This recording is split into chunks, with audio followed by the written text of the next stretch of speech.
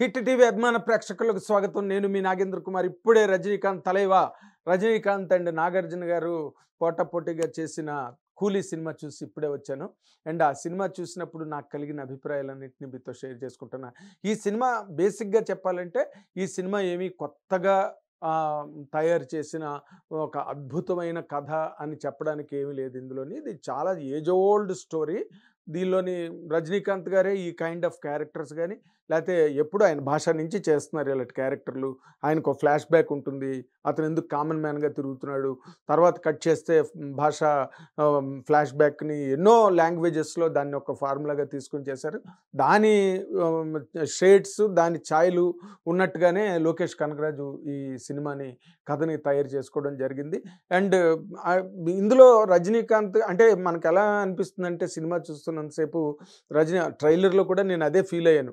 పాత సినిమాలలో రజనీకాంత్ గారి తాలూకు బిట్లు 'జైలర్' గాని, అంతకుముందు సినిమా గాని, ఇంకోటి గాని ఆ బిట్లన్నీ కట్ చేసుకొని పెట్టుకుంటే కూడా మీకదే ఇంపాక్ట్ వస్తుంది. ఎందుకంటే రజనీకాంత్ లాంటి ఒక ఆల్ టైమ్ గ్రేట్ హీరోని కొత్తగా ప్రెజెంట్ చేయడం అన్నంత కత్తి మీద సాము మరొకటి లేదు. దాన్ని ఇప్పుడు మనం 'రోబో' చూసాం. 'రోబో' కొత్తగా ఉంటుందన్నమాట సినిమా బిగినింగ్ నుంచి లాస్ట్ వరకు. అసలు ఆ ప్లాటింగే డిఫరెంటు. ఆ 'రోబో' క్యారెక్టరైజేషను రజనీకాంత్ గారికి ఆ నెగెటివ్ షేడ్ సెకండ్ హాఫ్‌లో చేయడం, విలన్ లాగా రజనీకాంత్ గారే కనిపించడం, ఇవన్నీ చాలా కొత్తగా అనిపించాయన్నమాట.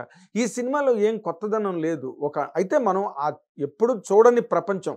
మనం ఒకనాడు 'దీవార్' వచ్చింది, 'జంజీర్' వచ్చింది, 'యాదవ్ కి భారత్' వచ్చింది. అండ్ అలాంటి సినిమాలు ఒక 'సమరసింహారెడ్డి' రావడం, భాష ఫ్లాష్ బ్యాక్ యాంగిల్ అనమాట. అలాంటి సినిమాలన్నీ కొత్తగా అనిపించడంతో హీరోలకి అవి చాలా ప్లస్ అవుతాయి కొత్తగా అనిపించినప్పుడు. ఇది కొత్తగా అనిపించే కథ మాత్రం ఎట్టి పరిస్థితుల్లోని కాదు. రజనీకాంత్ గారు ఇలాంటి స్వాగు, ఈ కైండ్ ఆఫ్ ఆయన సిగరెట్ ఎగరేయడం గానీ, లేకపోతే బీడీ కాల్చడం గానీ, టీ తాగడం గానీ, ఆయన వాక్ గానీ, ఆయన ఎగరేయడం గానీ, ఇవన్నీ కూడా మనకి కొట్టిన పిండనమాట. ఏ లాంగ్వేజ్‌లోనైనా ముఖ్యంగా తమిళ్ అండ్ తెలుగులో రజనీకాంత్ గారు మనకి ఇంటింటి హీరోలాగా రజనీకాంత్. ఆళ్ళింకా నెత్తి మీద పెట్టుకుంటారు. నాలుక మీద కర్పూరం వెలిగించుకుంటారు. అరచేతిలో పచ్చకర్పూరం వెలిగించుకుంటారు రజనీకాంత్ అంటే అనుకోండి, అది వేరే విషయం. కానీ ఓవరాల్‌గా చూస్తే రజనీకాంత్ గారికి కూడా ఇక్కడ బోలెడు మంది ఫ్యాన్స్ ఉన్నారు. కానీ రజనీకాంత్ గారిని చూడడం బాగా అలవాటు పడ్డ జనాలకి మాత్రం ఈ సినిమా ఏమీ కొత్త కాదు. పైగా చాలా టీడీఎస్, బాగా అసలు అంటే దాన్ని ఎలాగంటే తడిసి మోపుడు అయినట్టనమాట. సినిమా అలాగ వెళ్తా ఉంటుంది సినిమా. ఆఫ్‌కోర్స్ మంచి స్క్రీన్ ప్లే, కాపోతే నాన్ లీనియర్ స్క్రీన్ ప్లేలో అంటే బ్యాక్ అండ్ ఫోర్త్ కథ మూవ్ అవుతున్నప్పుడు చాలా కష్టమైన ప్రక్రియ అది.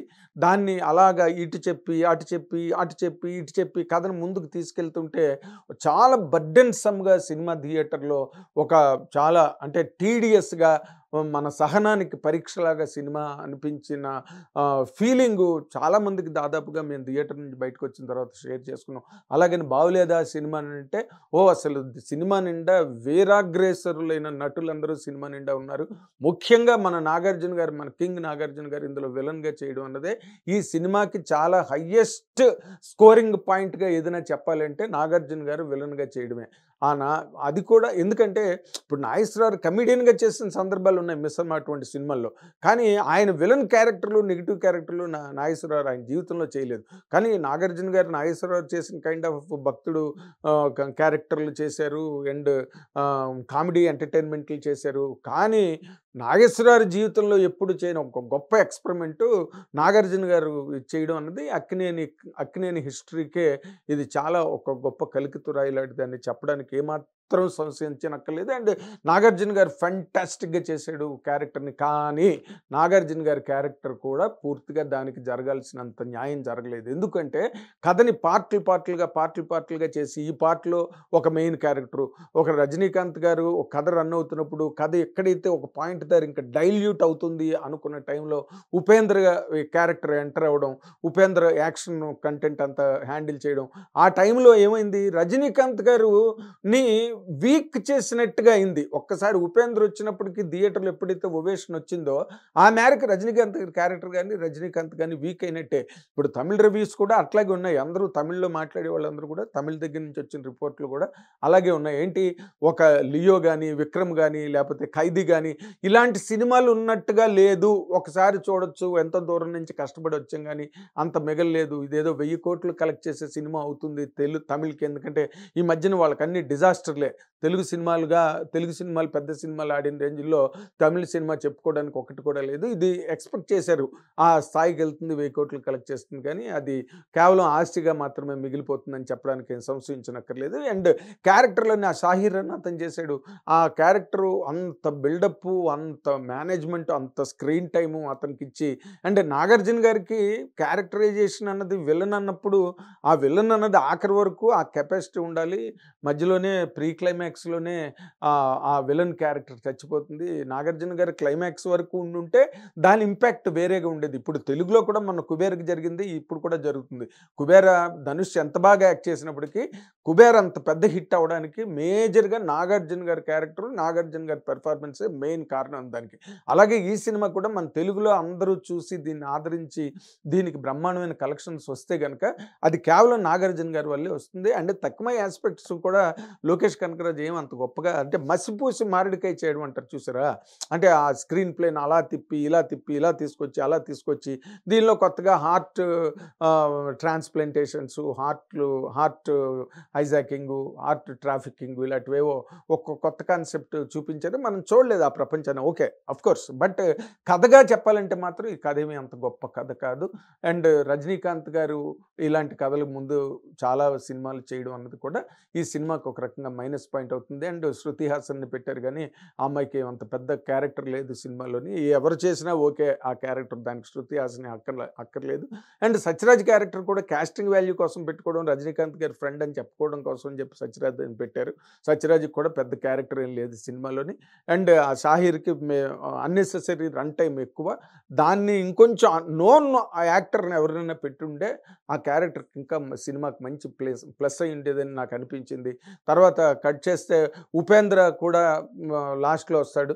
ఉపేంద్ర క్యారెక్టర్ కూడా అంత సఫిషియెంట్ రన్ టైమ్ దానికేమి లేదు. అండ్ లాస్ట్‌లో అసలు ఆ ఎపిసోడ్ ఏదైతే ఉందో అమీర్ ఖాన్ రావడం అన్నది అది అంతా కూడా చాలా ఫోర్స్‌డ్‌గా సినిమాలో ఎక్కడ న్యాచురల్‌గా అనిపించేటట్టుగా సినిమాలోని ఎక్కడ అనిపించలేదు. ఇది దాన్ని అంటే ఏంటి హైప్ అలా ఎక్కించిన సినిమాని చూపించడం, నెత్తి మీద పెట్టుకోవడం, ప్రేక్షకులు నెత్తి మీద పెట్టడం తప్పితే న్యాచురల్ ఫ్లో గాని, న్యాచురల్ పెనిట్రేషన్ కథలోకెళ్ళి ఆడియన్ ఆఖరి వరకు హాయిగా ముందుకెళ్ళి ఎంజాయ్ చేసి ఎక్సైట్ అయ్యి ఎక్స్‌ప్లోడ్ అయ్యే టైప్‌లోని ఇంకా అనిరుద్ మ్యూజిక్ గురించి మాట్లాడాలంటే బ్రహ్మాండమైన యాక్షన్ ఎపిసోడ్స్‌లో ఎక్కడ ఉపేంద్ర వచ్చింది అప్పుడు ఒక బ్రహ్మాండమైన యాక్షన్ ఎపిసోడ్ రన్ అవుతున్న టైంలో వెనకాతల ఏదో మన నటువాంగం నృత్య రూపకాల్లో నటువాంగంకి వచ్చిన కైండ్ ఆఫ్ మ్యూజిక్ రావడం, ఆ తమిళ్ సాంబార్ వాసన అంతా వేసింది. అది వాళ్ళకి నచ్చితే నచ్చొచ్చు. అనిరుద్‌ను విపరీతంగా పొగుడుతున్నారు గానీ, బట్ ఆ మేరకు ఆ యాక్షన్ క్లైమాక్స్ తాలూకు ఇంపాక్ట్, ఆ యాక్షన్ ఎపిసోడ్ తాలూకు ఇంపాక్ట్ కూడా బాగా పడిపోయింది. ఆ వైలెన్సు ఏదో మెలోడీ మ్యూజిక్ లాగా చేసి అదంతా కూడా క్లైమాక్స్ మళ్ళీ కొంతవరకు ఆర్ఆర్ హెల్ప్ అయింది గానీ, అండ్ మోస్ట్ ఇంపార్టెంట్ థింగ్ దీని మీద మంచి బడ్జెట్స్ పెట్టారు ఈ సినిమాకి చేయడానికి. అండ్ టోటల్‌గా నేను చెప్పేది ఇందులో 2 మైనస్ పాయింట్లు ఎక్కడ దొరికిపోయారంటే ఈ సినిమాలో, ఇది రజనీకాంత్ గారికి రాసిన సినిమా కాదు. రజనీకాంత్ గారి ఇమేజ్‌కి రాసిన సినిమా. అంటే రజనీకాంత్ గారు ఇలా ఉంటే చూస్తారు జనం. ఇలా సిగరెట్ ఎగరేస్తే జనం చప్పట్లు కొడతారు. ఇలా రజనీకాంత్ గారు ఇలా కెమెరా వైపు తిరిగితే జనాలు ఉప్పొంగిపోతారు థియేటర్‌లో అభిమానులందరూ అనే ఒక ఇమేజ్ ఉంటుంది చూసారా? ఆ ఇమేజ్‌కి రాసిన కథ అదే ఈ సినిమాకి పెద్ద మైనస్ పాయింటు. రెండోది ఏంటంటే లోకేష్ కనకరాజు ఇంతకుముందు 2, 3 సినిమాలు అతను కూడా ఒక 50, 60, 70 సినిమాలు తీసినోడేం కాదు. అంటే బట్ ఈ రోజున ఉన్న యంగ్ డైరెక్టర్స్‌లో లోకేష్ కనకరాజుకి మంచి పేరున్నది. పైగా 'విక్రమ్', 'ఖైదీ', 'లియో' ఈ సినిమాలు అన్నీ కూడా చాలా బాగా పే చేసి ఒక ట్రెండ్ సెట్ చేసాడు లోకేష్ కనకరాజు. తన ఎక్స్‌పెక్టేషన్స్ తను మీట్ అవ్వడం కోసం ఆ తాపత్రయం, ఆ తపన, ఆ అతలాకుతలం అంతా కథలో కనిపిస్తుంది. అండ్ ఫిల్మ్ ఈస్ డన్ అనే వెరీ హై లార్జెస్ట్ స్కేల్ మీద చేశారు ఈ సినిమాని. ప్రతి ఎపిసోడ్ చాలా రిచ్గా ఉంటుంది. అండ్ బట్ ఇన్ని ఉన్నప్పటికీ కూడా అది నాకు అనిపించిన వరకు కూడా అతుకుల బంతులాగా అన్నీ కూడా దాన్ని స్క్రీన్ ప్లే నడపడం కూడా చాలా టీడియస్గా ఉంటుందన్నమాట. సెకండ్ హాఫ్ అయితే మరి కొంచెం సారీ టు సే ఈ సినిమాని జనాలు నిజంగా మనకి తెలుగు రాష్ట్రాల్లో కానీ లేకపోతే ప్రపంచవ్యాప్తంగా ఉన్న తెలుగు ప్రేక్షకులు చూసి ఆనందించడానికి ఉండే పాయింట్ ఏంటంటే రజనీకాంత్ గారిని పక్కన పెట్టండి టోటల్గా. ఎందుకంటే రజనీకాంత్ గారి సినిమాలు ఇలాంటి సినిమాలు చాలా చేసాడు. ఇప్పుడు కొత్తగా రజనీకాంత్ గారు అబ్బాబ్బాబ్బా అని మనం చెప్పట్లడానికి ఏం లేదు. అందులో నాగార్జున గారే మెయిన్ పేయింగ్ ఎలిమెంట్ ఫిల్మ్కి. ఆయనకి మంచి పేరు వచ్చింది. అందరూ ఆ లాంగ్వేజెస్లో నాగార్జున గారిని మెచ్చుకుంటున్నారు.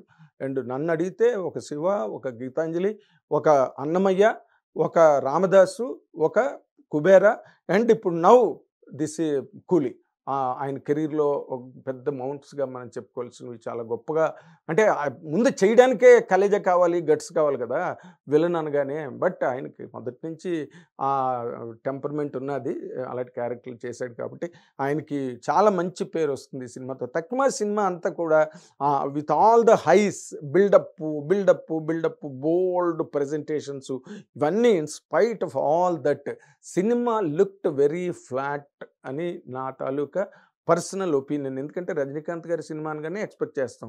ఇంకోళ్ళ సినిమా అలాంటి పెద్ద హీరోలు ఎవరు చేసిన ఒక అమితాబ్ గారి సినిమా వచ్చిందంటే ఎక్స్పెక్ట్ చేస్తాం. లేకపోతే ఒక అమెరికాన్కి ఏం క్యారెక్టర్ పెట్టారండి క్లైమాక్స్లో? అమెరికాన్ని తీసుకొచ్చి పెద్ద హెలికాప్టర్లో దిగి అంత పెద్ద ల్యాండ్లోనే ఓపెన్ చేసి లాస్ట్లో రజనీకాంత్ గారు కామ్గా నడిచి వెళ్ళిపోతాడు. ఏంటో అసలు అదంతా చాలా అంటే చాలా అయోమయంగా అనిపించింది క్లైమాక్స్ పార్ట్ మాత్రం.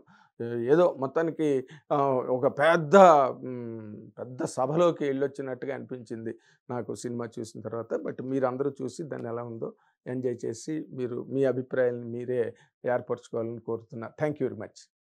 హిట్ టీవీ యాప్, ఇందులో short news, live news, entertainment shows, movies, digital magazines తో పాటు మీ జిల్లా వార్తలను కూడా ఫ్రీగా చూడొచ్చు.